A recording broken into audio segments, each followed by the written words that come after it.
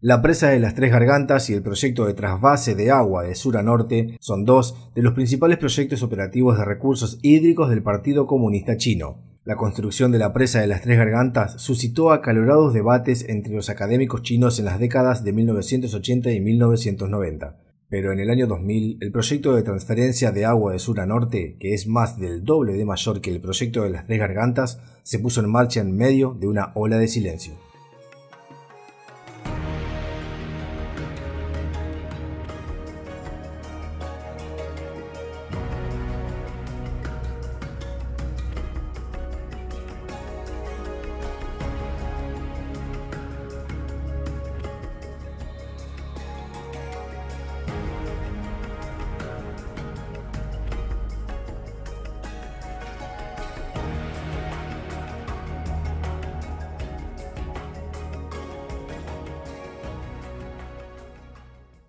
Los funcionarios chinos afirman que el proyecto enviará los abundantes recursos hídricos de los ríos del sur de China al norte y al noroeste, que carecen de agua, cambiando así la situación de frecuentes inundaciones en el sur y sequías y grave escasez de agua en el norte.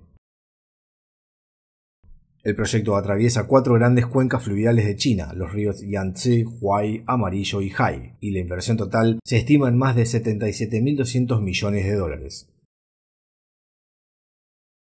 El proyecto consta de 3 líneas de agua, este, centro y oeste, lo que lo convierte en el mayor proyecto de trasvase de agua a larga distancia del mundo, con un tiempo total de construcción de 50 años. Las líneas este y central se abrieron para el trasvase de agua en diciembre de 2014.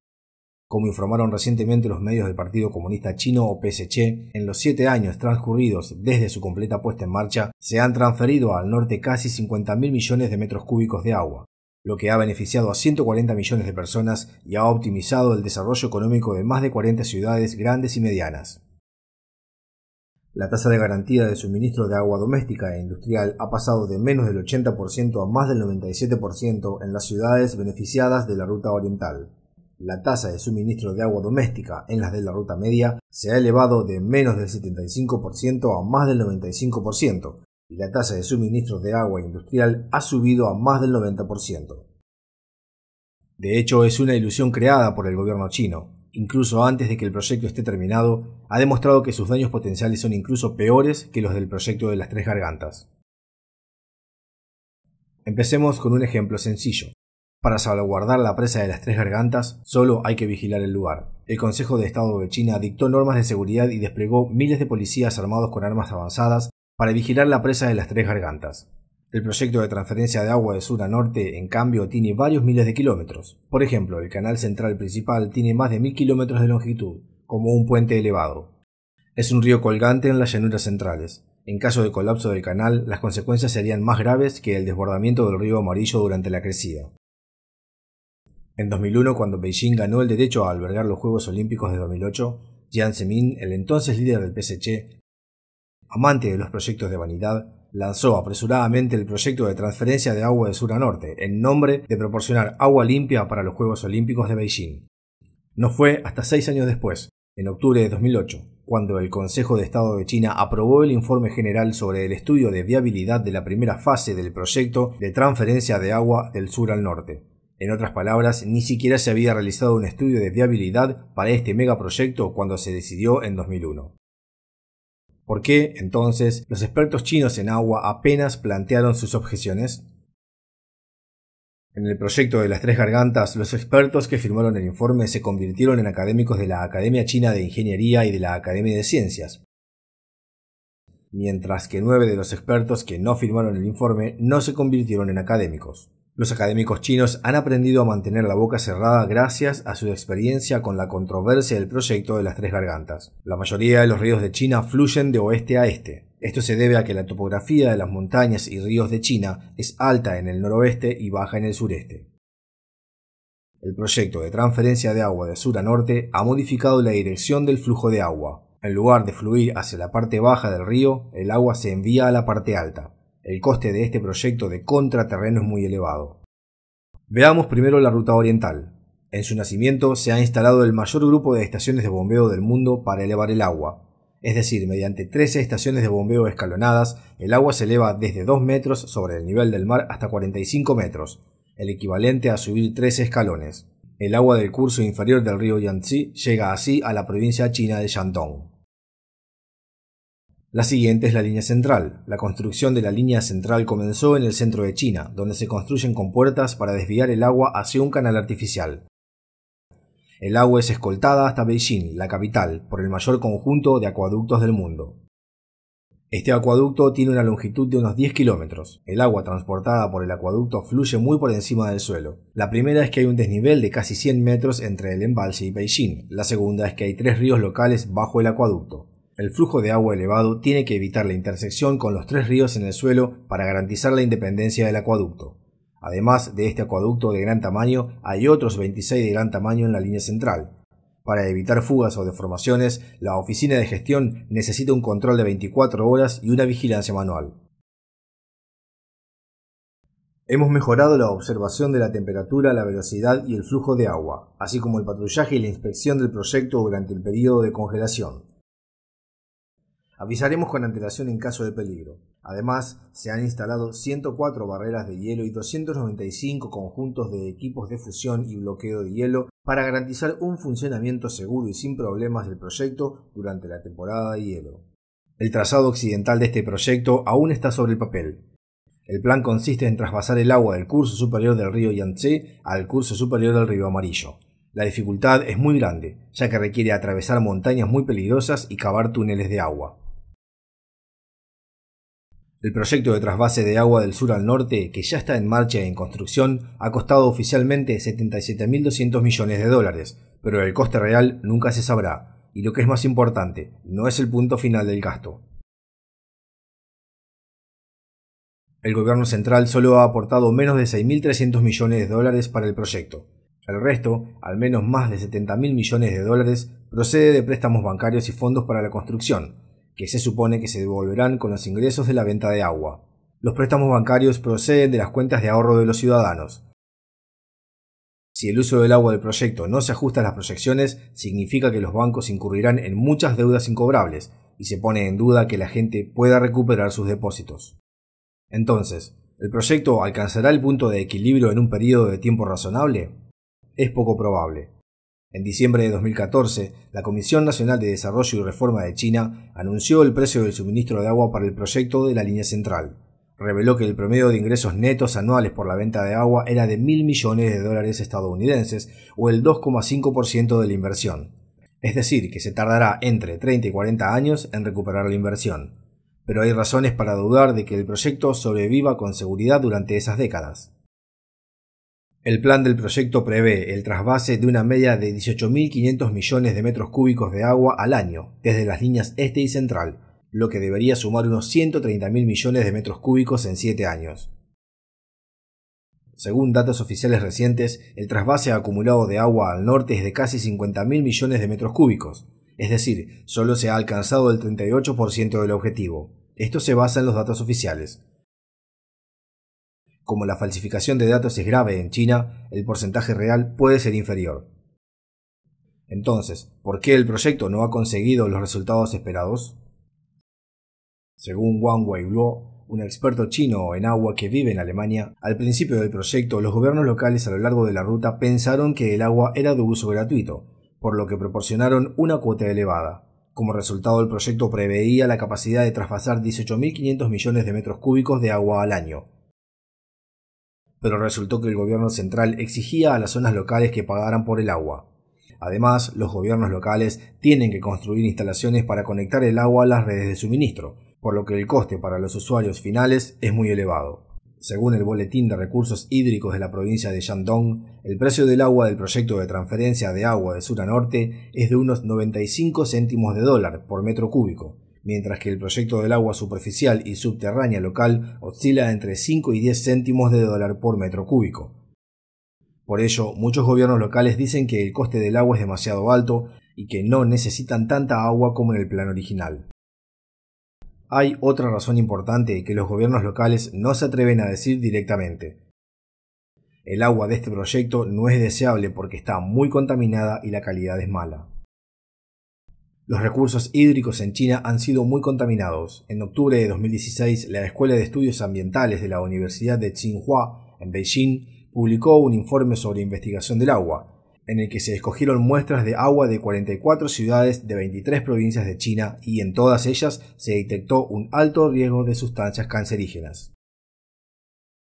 En el proyecto de transferencia de agua de sur a norte, la calidad del agua era sorprendentemente mala en algunos puntos clave. Debido a la falta de colaboración entre ciudades en el corrupto e ineficaz sistema gubernamental chino, el gobierno local solo se preocupa del desarrollo de la economía local, y el bienestar de otras ciudades no es su preocupación. Por ejemplo, el proyecto de la línea central comienza en el embalse de Tangchangkou, en la provincia de Henan, que conecta con el río Han. El curso superior del río Han se encuentra en Xi'an, una ciudad industrial de la provincia de Hubei. El río Yending, que conecta con el río Han, es el punto de descarga de la planta de aguas residuales de la ciudad, y las aguas negras se vierten casi directamente en el río Yending con poco o ningún tratamiento.